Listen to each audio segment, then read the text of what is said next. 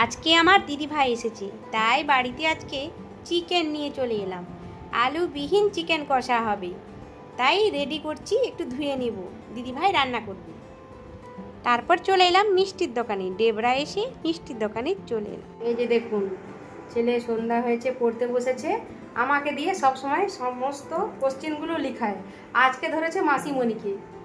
এই মাসিমণিটা আমার মানে ছোটদি ভাই, বড় মানে ছোট মাসিমণি হবে, একে বলে বড় মাসিমণি। আর কিছুদিন আগে আমার বড়দি ভাই এসেছিল, যেটা আপনার এই মাছের পুকুরে নেমেছিল, ওটা আমার বড়দি ভাই, তাকে বলবে ছোট মাসিমণি। সে নাকি বেটে বলে তাকে ছোট মাসিমণি, আর লম্বা বলে বড় মাসিমণি বলে। আর এই যে দিয়ে লিখাচ্ছে, এই যে দিয়ে ছোটদি ভাই হাই করে, এই যে মাসিমণিকে ধরছে, লিখাচ্ছে। আমাকে ধরে মাসিমণি বকা দিচ্ছে, বলে কেন প্রশ্ন তুলে দিতে হবে, কেন নিজের থেকেই করো। শুনবে না, উনি এরকম শুয়ে থাকবে, বসে থাকবে, আর সবাইকে দিয়ে আমাদেরকে দিয়ে লিখাবে, এরকম ব্যাপারটা। কি বলবো বলুন তো আপনাদের।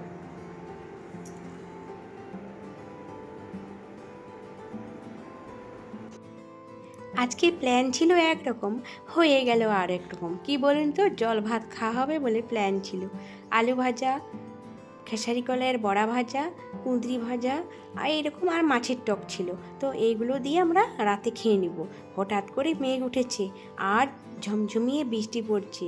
সেই জন্য দিদির ছেলে বলছে, মাসিমণি আজকে অন্য কিছু খাওয়া যাক। আমি বলি কি না, বিরিয়ানি নিয়ে চলে আয়, বাড়ির পাশেই সামনেই তো আমাদের রেস্টুরেন্ট রয়েছে, তো এই রেস্টুরেন্ট থেকে বিরিয়ানি পার্সেল করে আনতে বললাম।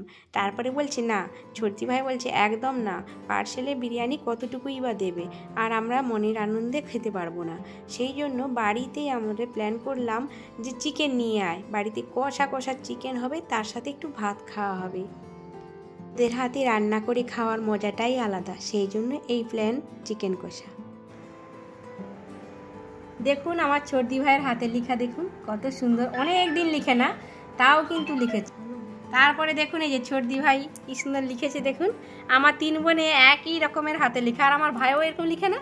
হ্যাঁ, ভাইয়ের হাতে লেখা, আমার বড়দি ভাই, আমার সবার এরকমই হাতে লেখা। আমার ছেলে এই যে চুটকি, চুটকি হাই করে দাও। চুটকি এখন কেমন?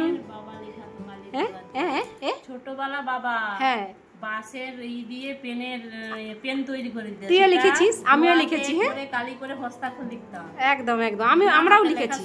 হ্যাঁ, আমরাও লিখেছি। হ্যাঁ, তখন আমরা শুধু বাঁশ খুঁইতাম, কি সুন্দর করে পেন করব। বাবা বানিয়ে দিত, বাঁশের দিয়ে দোয়াতে কালি করে করে হাতে লেখা সুন্দর করার জন্য আমাদেরকে করাতো। তোমাকেও সুন্দর করে, তোমারও ভালো, বড় ভালো।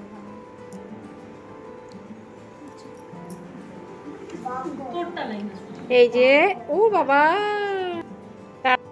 নমস্কার, আপনারা সবাই কেমন আছেন?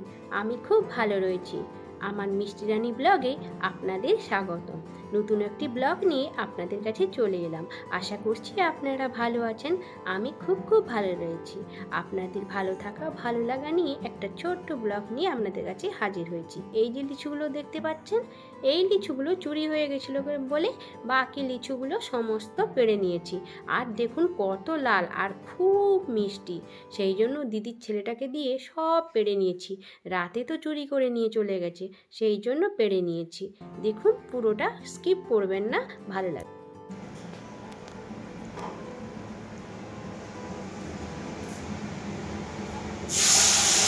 আজকে আমি একটু ব্যাংকে যাব, ও দিদিভাইকে দিয়ে রান্না করাচ্ছি। দিদিভাই রান্না করছে, এই দেখো আজকে নতুন কি জিনিস হচ্ছে, এটা কি ঝিনু,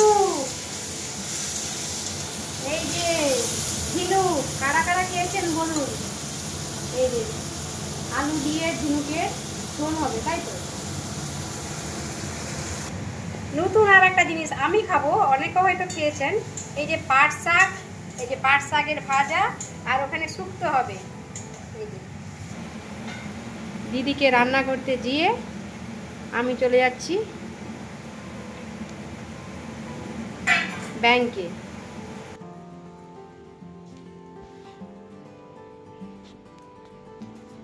হঠাৎ করে ব্যাংকে যেতে হবে, খুব অসুবিধায় পড়ে গেছি। ফোনে একটা সমস্যা হয়েছে যেটা আমি কিছুতেই কিছু করতে পারছি না, মানে ব্যাংকে যেতেই হবে। সেই জন্য আর্জেন্ট ব্যাংকে যাচ্ছি, রেডি হয়েছি। ওইদিকে দিদিভাই রান্না করছে, ছেলে স্কুল থেকে এলো, এই যে আমি দিদির ছেলেটাকে নিয়ে যাব। দেখি কি হয়, ভগবান যদি আজকে করে দেয় করে দেবে, না তো আবার কালকে আমাকে যেতে হবে। কি খাতা নিয়ে আসছো? কত পেয়েছো দেখি? 25 ও বাবা, দেখি দেখি দেখি, দেখা যাচ্ছে না তো, একটু একটু দেখা যাচ্ছে, দেখি 7। ও বাহ, খুব সুন্দর লিখেছো।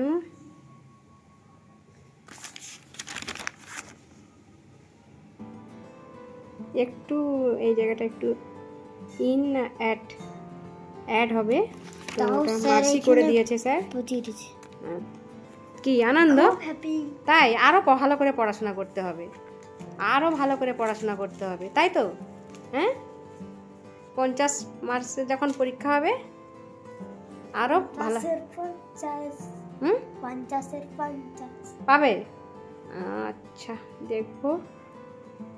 চলে এলাম ডেবরা SBI ব্যাংক। এই ব্যাংকে সমস্ত কিছু কাজ করি, তো আমার কাজ অলরেডি সারা হয়ে গেছে এবং কাজটা কমপ্লিট হয়ে গেছে। খুব টেনশনে ছিলাম। তারপরে ডেবরা আসা মানে এই কালিকার দোকানে তো আসতেই হবে, জানেন। এই দোকানে মিষ্টি থেকে শুরু করে, দই থেকে শুরু করে সব কিছুই অসাধারণ, খুব টেস্টি, খুব টেস্টি। সেই জন্য একটু দই নিয়ে নেব, মাটির ভাঁড়ের দই।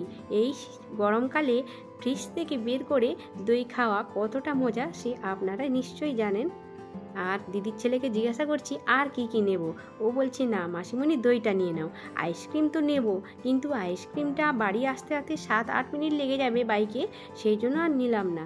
দই আর মিষ্টি নিয়েছি, স্যার বাড়িতে পড়াতে আসে, সেই জন্য স্যারের জন্য একটু মিষ্টি নিয়ে নিলাম। তো আমরা ডেবরা এলে অনেক কিছুই নিয়ে যাই, এই কালিকার দোকান থেকেই সমস্ত মিষ্টি নিয়ে যাই।